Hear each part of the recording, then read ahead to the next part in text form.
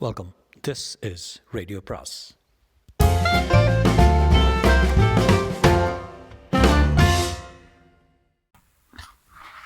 அனைவருக்கும் அன்பு வணக்கம். சுஜாதாவின் கணையாழியின் கடைசி பக்கங்கள். அடுத்த சாப்டர்.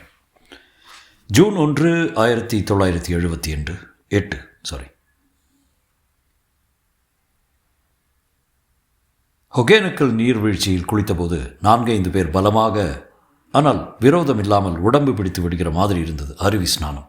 டூரிஸ்ட் பங்களாவில் இருக்கும் மேனேஜர் தமிழ் சிறுகதைகள் பத்திரிகைகள் படிக்கிறவராக இருந்துவிட்டால் இன்னும் சிலாக்கியம். எழுத்தாளனுக்கு ஒரு எதிர்பாராத போனஸ் ரசிகர்கள். எனக்கு சினிமா, ரயில், பிளேன் டிக்கெட் வாங்கித்தரவும் பால், பழம்,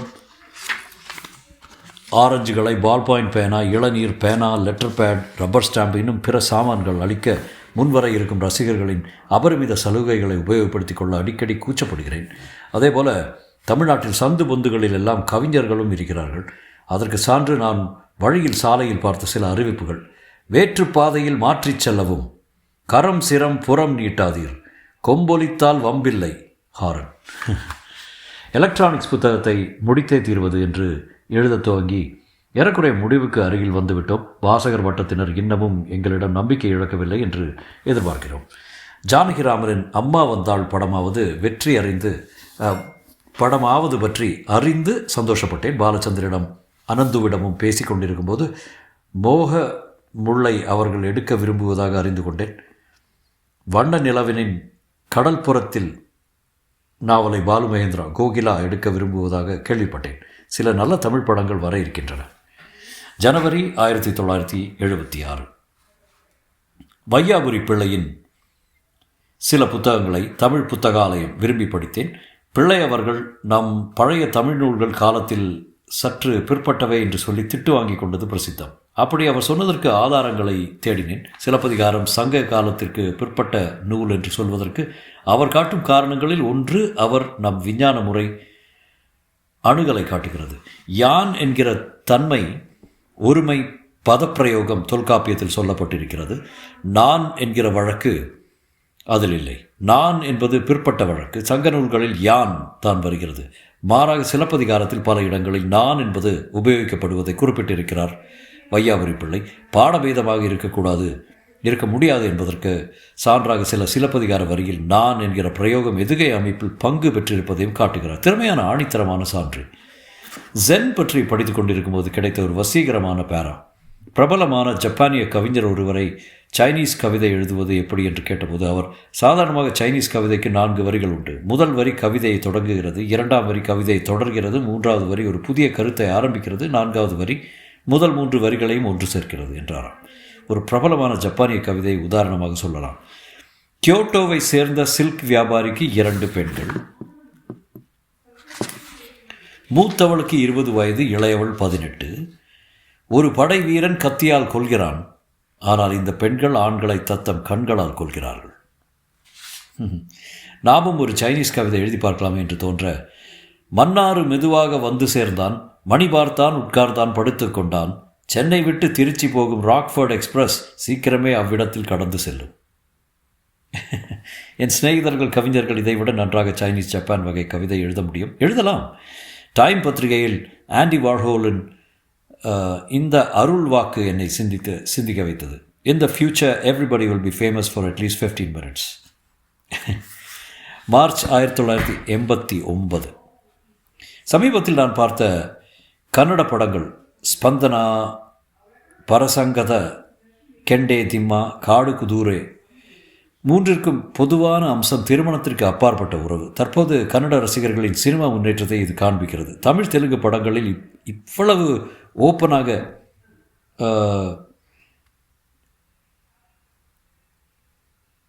இளம்மா கொஞ்சம் கிளியராக இல்லது, போவதை காட்ட அனுமதிக்க மாட்டார்கள். அதுக்கு சோஷியாலஜிக்கல் அது ஆக காரணங்கள் இருக்கலாம். இருந்தும் அந்த 3 படங்களும் எவ்வளவுதான் கலை அம்சம் கொண்டிருந்தாலும் கதையில் இருக்கும் அதிர்ச்சிக்காக தமிழில் ஓடா. கன்னடத்தில் 3இல் 2 வெற்றி படம் என்றே கொள்ளும்படிக்கு ஓடின. ஸ்பந்தனா துடிப்புகள், டூரிஸ்ட் பஸ்ஸில் உல்லாச பயணம் செல்லும் ஒரு சிலரை பற்றிய படம். குறிப்பாக ஒரு கணவன் மனைவி, ஒரு இளம் டாக்டர். கணவன் இங்கே கூட ஆஃபீஸ் ஃபைலை எடுத்துக்கொண்டு வந்து அல்லாட, மனைவி அவருடன் வாழ்ந்த வாழ்க்கையின் அதீதத்தன்மையும் தப்பவிட்ட சந்தோஷங்களும் அற்புதமான சின்ன சின்ன ஃப்ளாஷ்பேக்களில் சொல்லப்படுகின்றன. பயணத்தின் இறுதியில் இரவில் உடன் வந்து சிரித்து பேசும் டாக்டருக்கு தன்னை இழக்கிறாள். அந்த பாவத்திற்கு காரணம் விரிவாக சொல்லப்படுகிறது, அவள் தனிமை. ஸ்பேஸ் ரிசர்ச்சில் இருக்கும் ஒரு என்ஜினியர் நண்பர்களுடன் கை காசை செலவழித்து தானே கதை எழுதி நடித்து எடுத்த முதல் படம். மிகவும் உணர்வுடன் சினிமா மீடியத்தை முழுவதும் அறிந்து எடுத்திருக்கிறார். கடைசியில் அவர்களுடைய சின்ன பெண் செவிட்டு ஊமை காணாமல் போவிடுவதை மனைவியின் பாவத்திற்கு தண்டனையாக காட்டியிருப்பதிலும், அந்த பெண்ணின் பெயர் ஷீலா, சீலம், நற்பண்பு போன்ற அனாவசிய சிம்பாலிசத்தை தவிர்த்திருந்தால் மிக சிறப்பான படம். கெண்டே திம்மா என்னும் படம் கிராமத்தில் ஒரு சின்ன வியாபாரி அப்பாவி ஒரு அழகான நகரப் பெண்ணை கல்யாணம் கட்டிக்கொண்டு அவள் ஸ்கூல் வாத்தியாருடன் சிநேகம் வைத்திருப்பதை கண்டு தற்கொலை செய்து கொள்ளும் சுருக்கென்ற கதை.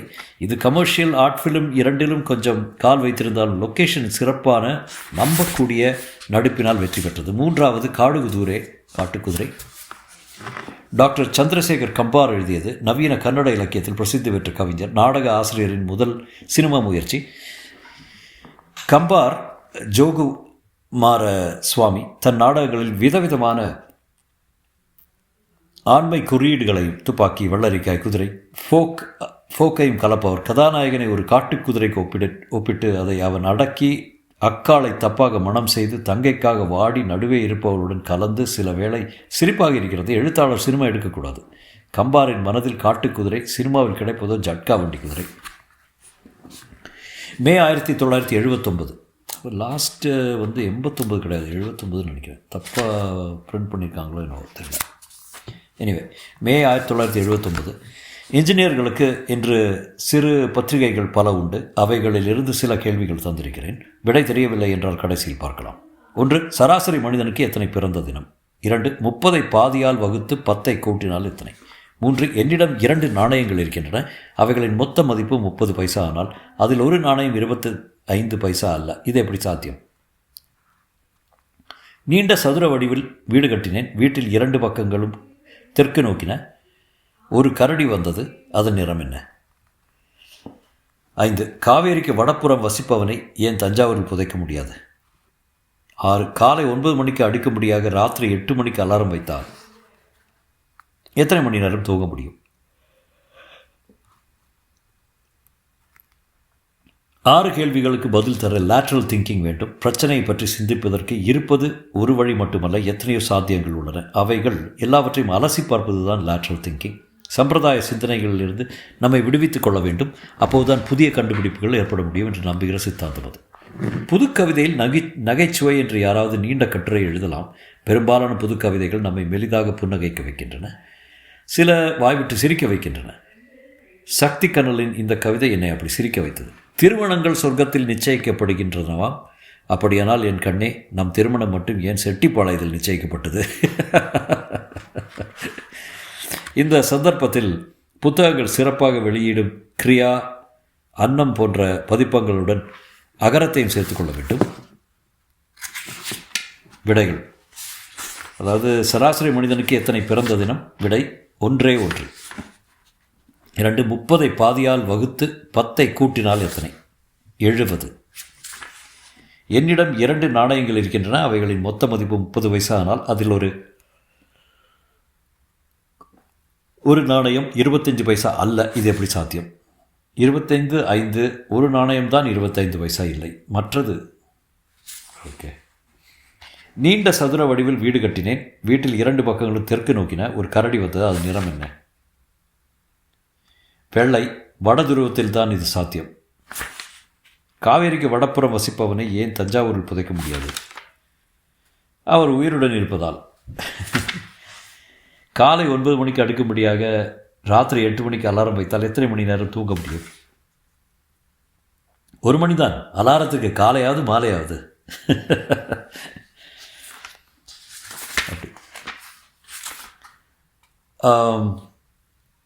ஜூன் 1979. திரு ஐராவத மகாதேவனின் திறமையான கட்டுரைக்கு சென்ற இதழ் சில பிற்சேர்க்கை தர விரும்புகிறேன். தொல்காப்பிய காலத்தின் தமிழ் எழுத்து முறைகள் சில இன்று இல்லை. உயிர் மெய் எழுத்துக்களுடன் சார்பு எழுத்துக்கள் 3 சேர்ந்து 33 எழுத்துக்கள் இருந்தன. இந்த சார்பெழுத்துக்க உள்ளானவை குற்றியலுகரம், குற்றியலகரம், குற்றியலுகரம், ஆயுதவெழுத்து. 3இல் ஆயுதவெழுத்து மட்டும்தான் பிழைத்திருக்கிறது. அதுவும் வெளியே போகிற நிலையில்தான் இருக்கிறது. எக்கு அக்து என்று பிடிவாதமாக 1-2 வார்த்தைகள் மிஞ்சி இருக்கும் ஆயுத எழுத்து ஆப்கானிஸ்தான் போன்ற புதிய பிரயோகங்களில் தான் பிழைத்து கொள்ள முடியும் என்று தோன்றுகிறது.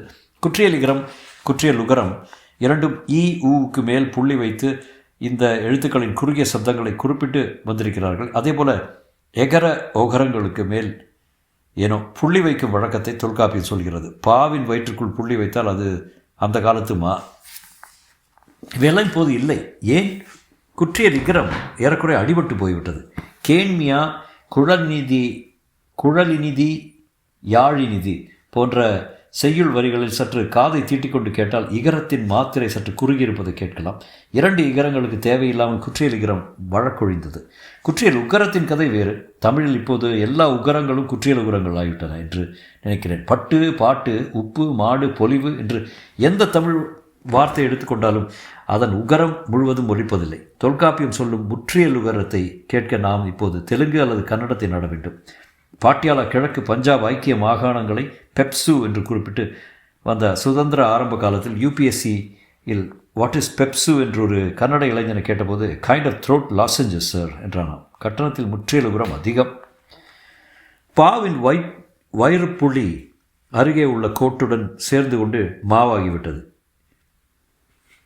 ஏயோ எழுத்துக்களுக்கு தொல்காப்பியம் வைத்த புள்ளி தேவையற்று போய் பிற்காலத்தில் மறைந்துவிட்டது. மகாதேவன் அவர்களின் கட்டுரையில் அவர் பரிந்துரைக்கும் மாற்றங்களை ஒரு சாயங்காலம் பண்டிதர்கள் உட்கார்ந்து நிறைவேற்றிவிட முடியாது. தடக்கி தான் நம்மை அறியாமல் தான் ஒவ்வொரு மாறுதலாக ஏற்படும். 4-5 புள்ளிகள் மறைவதற்கும் 1-2 கொம்புகள் சேர்வதற்கும் ஒரு சில வடமொழிகள் ஓசைகள் நுழைந்ததற்கும் 2000 வருஷம் ஆகியிருக்கிறது. அது ஒரு எவல்யூஷனரி ப்ராசஸ். தமிழில் எழுத்துக்களை பற்றியும் மொழி தூய்மை பற்றியும் இவ்வளவு உணர்ச்சி வசப்படுகிறார். அதனால்தான் ரொம்ப நாளாகும் என்று கவலை. சென்ற 20-30 வருஷங்களில் ஜப்பானியர்கள் மேலிருந்து கீழாக எழுதும் முறையை நவீன காலத்து சரிபட்டு வராது என்று இடமிருந்து வலமாக மாற்றிக்கொண்டார்கள். ஐடியோகிராம் ஆக இருந்த